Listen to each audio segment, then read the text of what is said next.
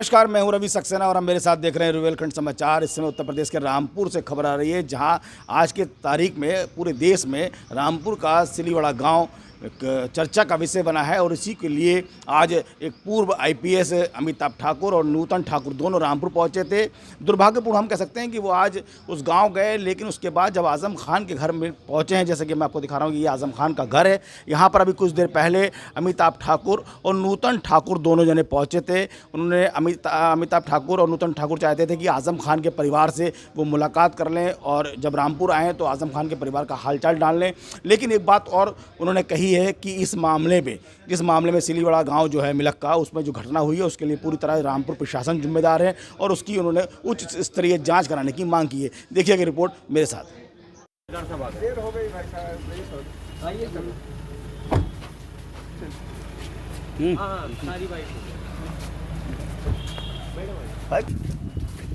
जी का दिया जाएगा।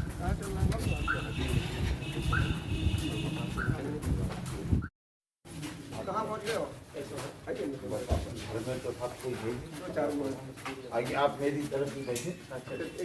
ठीक है, ठीक है, ठीक है घर पूरी तरह बंद है जी। थोड़ा थोड़ा पीछे पूछिए ना कोई नहीं।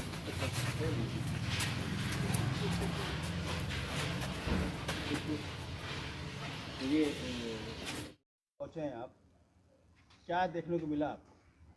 देखिए, मैं आजम खान साहब के घर पे आया हूँ। मेरा नाम अमिताभ ठाकुर है। मैं आज़ाद अधिकार सेना का राष्ट्रीय अध्यक्ष हूँ। एक समय था जब मैं रामपुर आजम खान साहब के कुछ मामला चल रहे थे, वो मंत्री थे, मैं विरोध करने आया था। वाल्मीकि इसका मामला हो बस्ती का, मेरी पत्नी भी आई थी नूतन ठाकुर। पिछले 7-8 वर्षों में उसके बाद जो चीज़ें हुई और बाहर से जो कुछ हमने देखा, पुलिस विभाग का जो मेरा अपना लंबा अनुभव रहा, उससे मैं दावे से कह सकता हूं और मुझे विश्वास है कि देर सवेर यह बातें कोर्ट्स के माध्यम से भी सामने आएंगी कि यह बिल्कुल समझ लीजिए कि टारगेटेड एक्शंस जिसको हुए, कि हमारे यहाँ पुलिस में एक कहावत होती थी कि किसी व्यक्ति के हमें जो है कौवा टांगना है, हमारे यहाँ विभाग में बोलते थे कौवा टांगना है। तो कौवा टांगने वाली बात हो गई कि हमको एन केन प्रकारेण एक व्यक्ति के खिलाफ एक्शन करना ही है और करना ही है। जाहिर सी बात है, कल मैंने योगी आदित्यनाथ जी का एक बयान पढ़ा, आज ही आया था, कि जो निष्पक्ष प्रशासन होता है वही रामराज है। निष्पक्ष और बिना पूर्वाग्रह के उन्होंने कहा।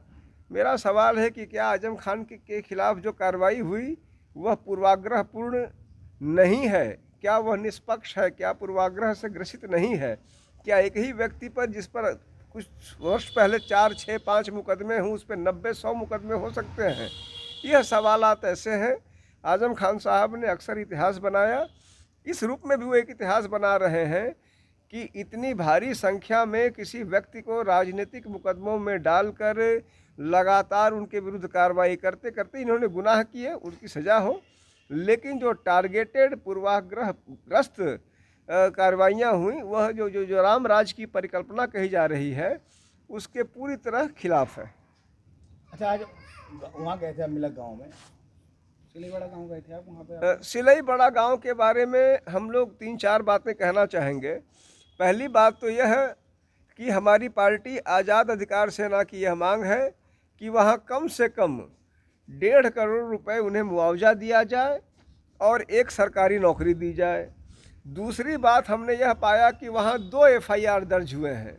एक तो मृतक पक्ष की ओर से हुआ है और दूसरा वहाँ के एक तहसीलदार या नायब तहसीलदार ने कराया है।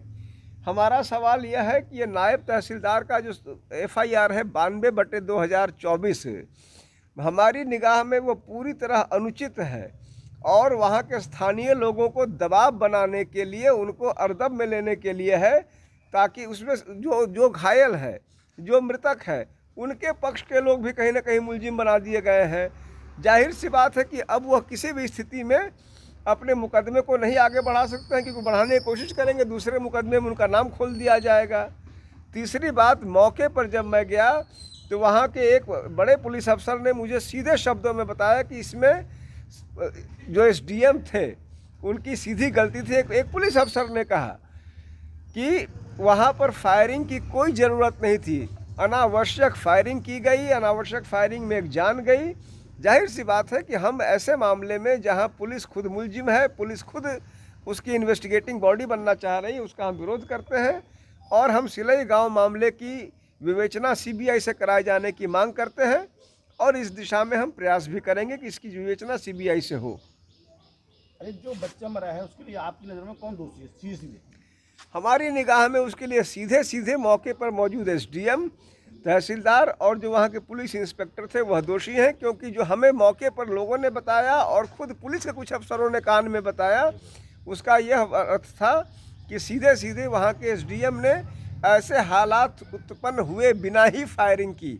और एक कष्ट का विषय यह है कि पहले जहाँ मैंने सुना है कि कमिश्नर या किसी ने शायद ये कहा कि एसडीएम को सस्पेंड कर दिया गया और फला को सस्पेंड कर दिया गया, एक प्रेस नोट भी मैंने देखा और बाद में मालूम चला कि सस्पेंड नहीं किया गया, उनको मात्र ट्रांसफ़र किया गया। यदि इस प्रकार का प्रेस नोट फर्जी सर्कुलेट किया गया है तो यह भी बड़ा ही गंभीर मामला है कि प्रशासन इस प्रकार से अगर आँख में धूल झोंकने का काम करेगी। मैं उस प्रेस नोट के बारे में भी हमारी पार्टी रिसर्च करेगी, अनुसंधान करेगी और फर्जी अगर प्रेस नोट जारी हुआ है सस्पेंशन का तो हम इस मुद्दे को भी आगे ले जाएंगे। नमस्कार, मैं हूं रवि सक्सेना। अगर आपको मेरी ये वीडियो अच्छी लगी हो तो आप सब्सक्राइब और लाइक जरूर कीजिएगा और हाँ, हमें सब्सक्राइब और फॉलो करना ना भूलें ताकि आपसे कोई नया अपडेट छूट ना पाए। जी हाँ, आप ध्यान रखें, हमारे साथ जुड़े रहिएगा रुवेलखंड समाचार पर और ये बेल आइकन को जरूर दबाते रखिए।